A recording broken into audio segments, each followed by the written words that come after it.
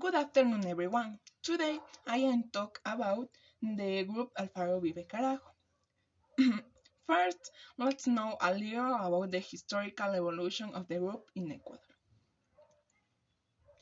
The idea of a revolution in Ecuador dates back to 1960 with the formation of so-called Revolution Union of Ecuadorian Youth, who were perceived in 1972 by the self-styled revolutionaries of national liberation.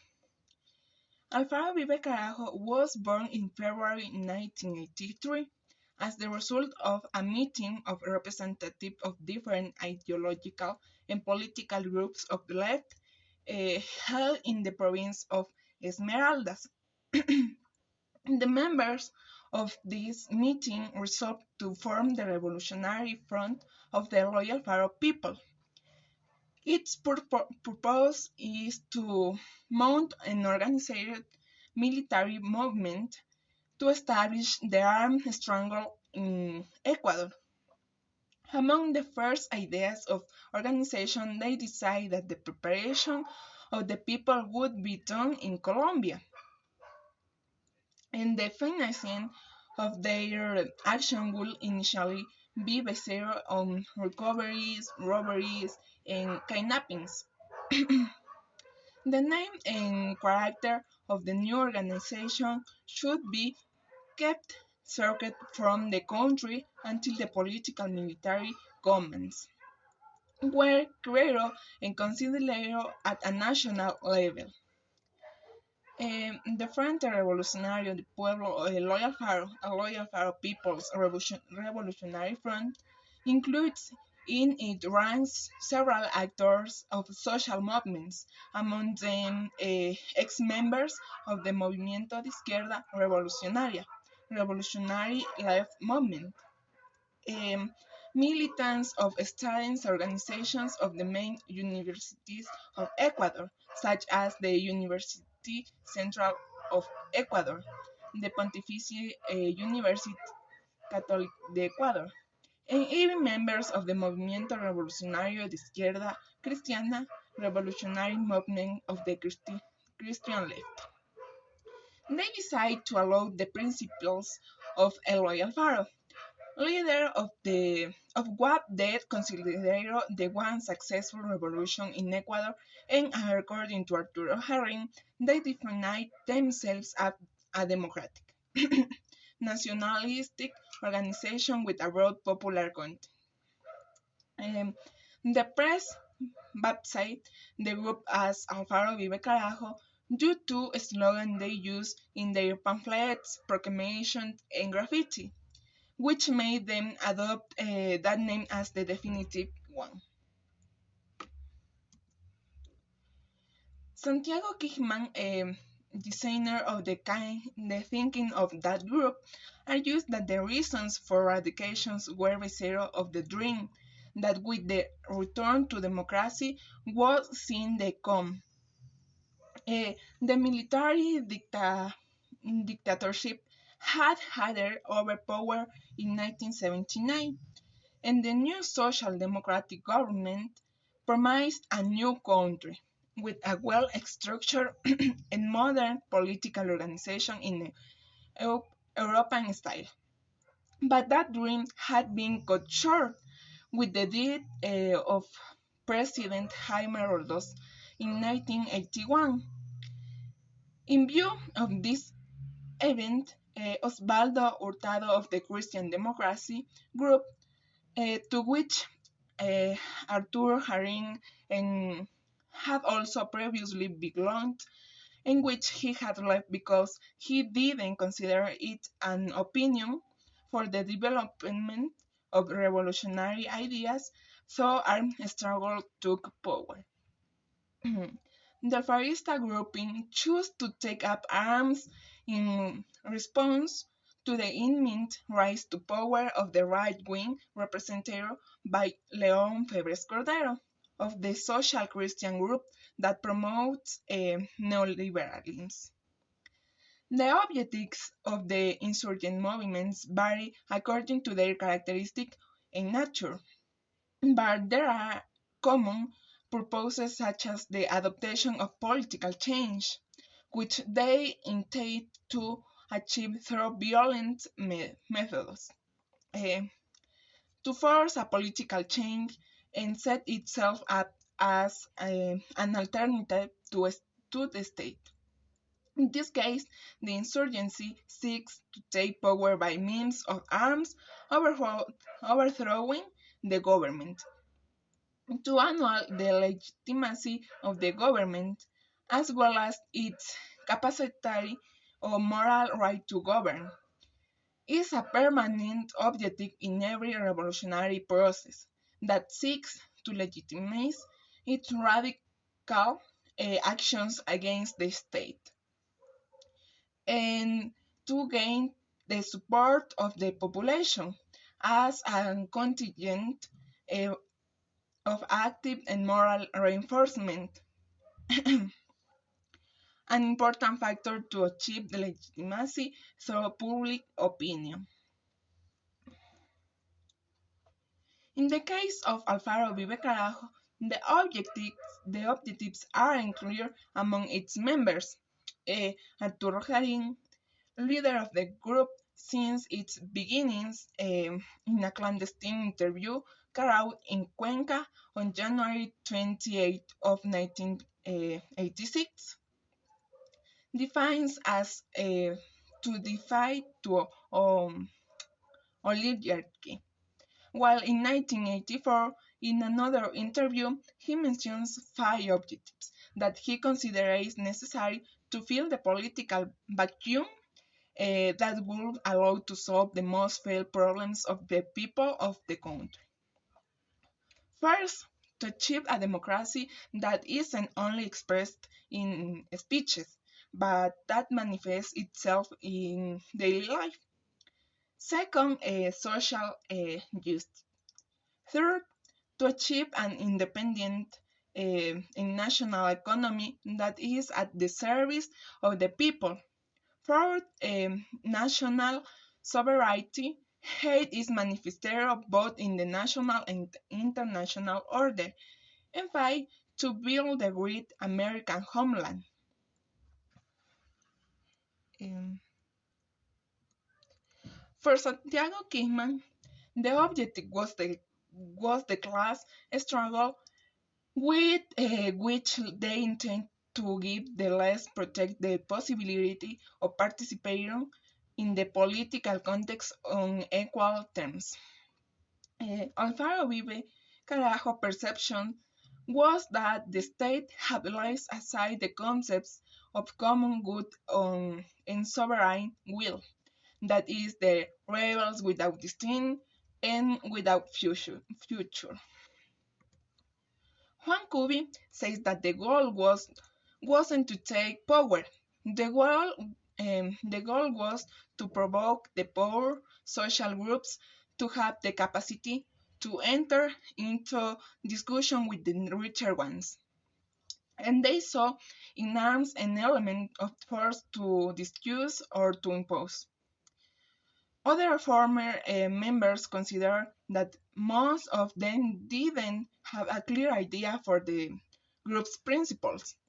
They only analyzed that the country needed a change and that led them to form the revolution among friends. The strategy of the use of violence has been the most used throughout history by both subversive groups and terrorists to provoke a reaction from the state security forces. Structure. Every terrorist organization, insurgent movement, or organized crime, even governmental organizations that carry out action of state terrorism need a formal structure even when their main characteristic is clandestine. They require an organization. The context in which they carry out their complex activities in order to achieve their goals inevitably impose on them the need to employ a great variety and quantity of human and material resources, indispensable requirements for the exercise of terrorism or subversive.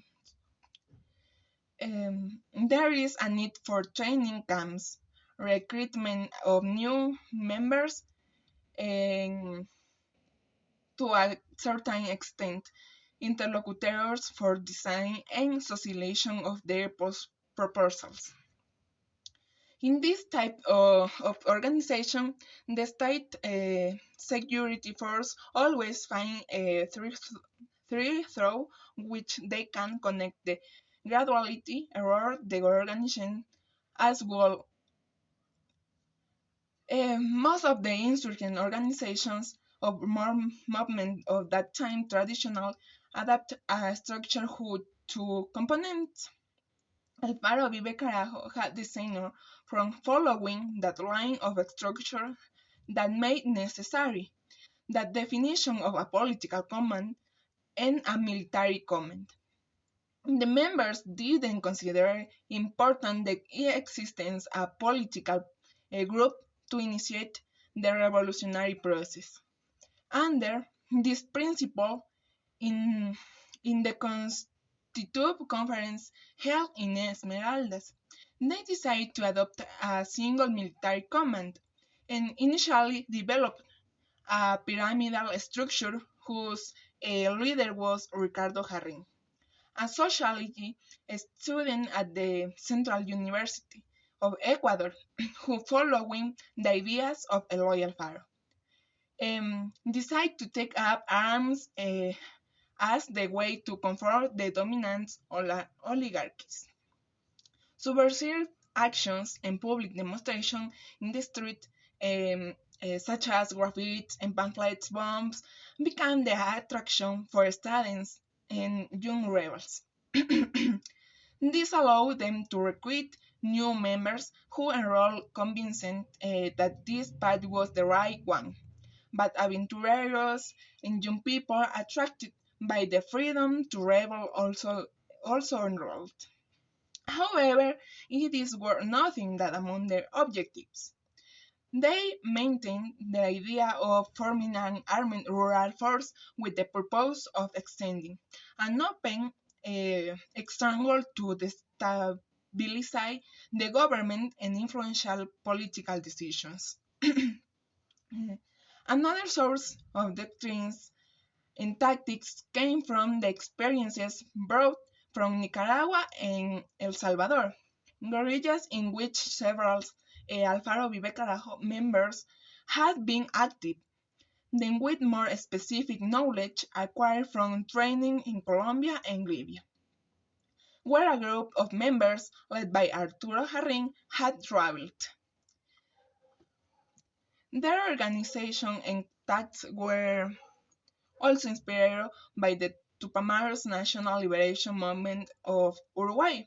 This association of experiences, ideologies, and tactics learned and put into practice in clandestine urban actions in several cases of extreme violence gave Alfaro Vive Carajo a confused appearance between guerrilla and terrorism.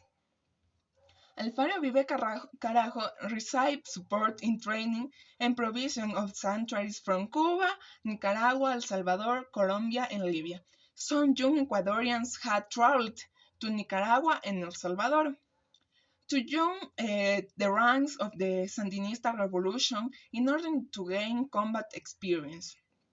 Also carried out participants in tactical and operational collaboration with joint action in other fields. Patricia Peñarrera, a former member of Alfaro Vive Carajo, was the main link with the Movimiento 19 de Abril, M19, in Colombia, a group to which she had been linked until she reached leadership levels as a result of her militancy for several years.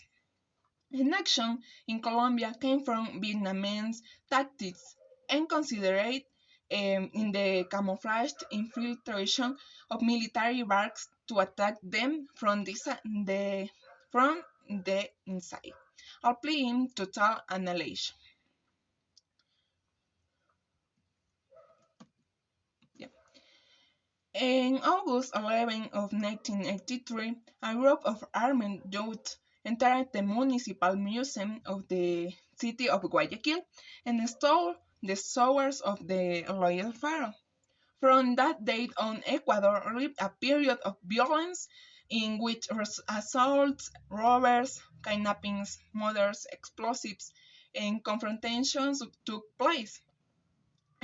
Among the most relevant acts, the kidnapping of Naim Isaias Barquet, the escape of members of the Alfaro Vive Carajo leadership from the Garcia Moreno prison through the construction of a tunnel, among others.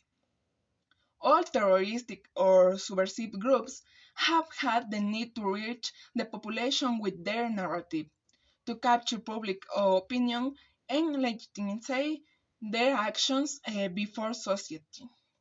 To disseminate the postulates and achieve this purpose, Alfaro Vive Carajo carries out several raids on radio stations, takes over editorials and printing office of the writing press, places pamphlets, bombs in different cities, kidnaps journalists to record clandestine press conferences, which they then force to broadcast on TV channels. Bank robberies and assaults become daily news. Some for the deed or the wounded, the spectacular chases, the confrontations, the raids.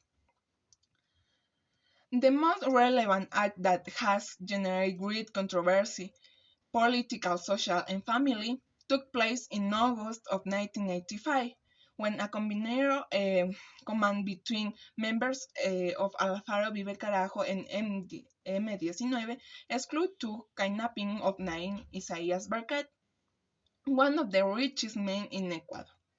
The captors demanded the $10 million for his release. The government of León Febres Cordero, in accordance with the international tendency of that time of not negotiation with terrorists, didn't agree to kidnappers' demands, and in the rescue operation carried out by an elite group of the armed forces, the kidnappers and the kidnapped died. This action generated an unfavorable feeling of the population towards Alfaro Vive Carajo. Alfaro Vive Carajo defeat was due to a series of organizational and logistical limitations that led to errors, resulting in deaths and arrests that blocked support. The firmness of León Febres Cordero led the state security agencies to make efforts beyond what was allowed by national and international law. In order to meet the requirements of social Christian government, multiply excess and human rights violations had occurred. Action that brought Ecuador to the attention of Amnesty International and the Inter-American Court of Human Rights, agencies that imposed their protection and shaped a chain of consequence. Also, the subversion left aside violence as its way of seeking dialogue, and the country sought to resume peace. The conflict left open wounds that should be reviewed and helped, giving way to a lasting reconciliation in both the political and social order. Personal opinion. To conclude with the video, it is important to generate a conclusion and critical think on the subject. As it is known, this growth caused too much fear in the people, Ecuadorian, for the violent acts in various parts of the country. In addition to the fact that it is wasn't known who was part of it, since their identities were hidden. Um, Many people criticized the measures the then the then president Leon Febres Cordero took to completely eradicate criminal and acts and the organization itself. Among them were relatives of members of the organization, members of the group, and people who were in favor of it. From my point of view, I think the position of the president was correct. He was very firm and didn't allow himself to be bribed or dominated by these people who want to obtain change by imposing things. Um, and as he mentioned in the documentary, uh, to open doors for a dialogue with these people was to give them the opportunity to give their opinion. Therefore, the president made the decisions and they had to be complied with. And in a certain position, uh, this has a lot to do with the problems of violence that are currently being experiencing. As in the past months, it began with massacres in some prisons in the country, especially in Esmeraldas and Guayas. Um, Several inmates were killed or were victims of criminal acts led by dangerous gang leaders, or also torture crimes on public roads such as robberies, assaults, deeds, where the thief doesn't receive his due punishment because he is also protected by the law. But nobody does uh, anything to do justice to evil act provoked by the thief. These are some of the events that show that the Ecuadorian government is being mocked by criminal gangs and armed groups. Currently, it is mentioned that dialogues with, will be created, that there will be support from the military and police uh, to warrant the security of the country. But undoubtedly, this isn't enough because no positive results have been seen.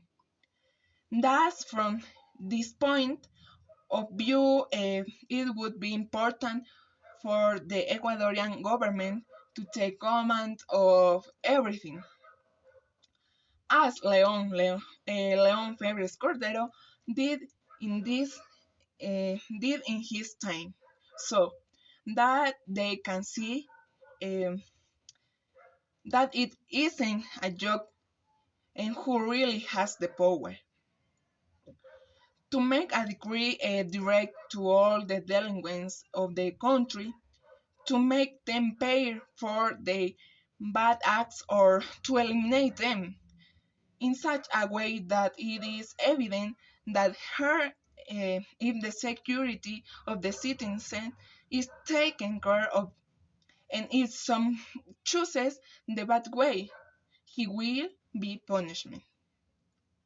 Uh, because it is really thrilling and terrifying to think that maybe uh, go out to the corner of the house, something terrible can happen. In addition, also because the bad news research all parts of the world. For example, over the weekend, more deeds were evidenced in prison of Guayaquil. By Monday, that news was already in international news, with the title "Dozens of Inmates Killed in Prison in Ecuador." reflecting that Ecuador is an unsafe country, and in the end, that causes a bad image that makes tourists do not take into account Ecuador as a tourist destination because it is carried with so much crime. Uh, and also that all these violent acts continue to occur because there are some authorities in the country that are aligned with armed groups. That is, these groups come to have control of everything and do what they want. Uh, we are at a very high level of corruption. Corruption is currently taking over the country.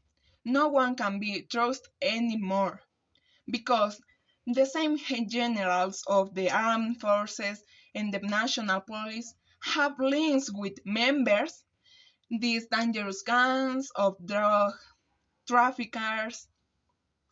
What can be done in a country where the authorities themselves allow others to be dominated by others in order to obtain money in exchange?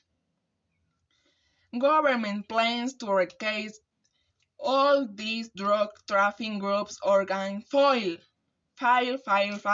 because the same people who do it go and tell the leaders of these gangs. That is why these gangs are one step ahead of the actions. Lately, people no longer know uh, what uh, what values, ethics, or moral are. They only care about having power. And how do you have power? With money. Money by getting together with people who generate fear in the city, in the country. That's all. Thanks for your attention.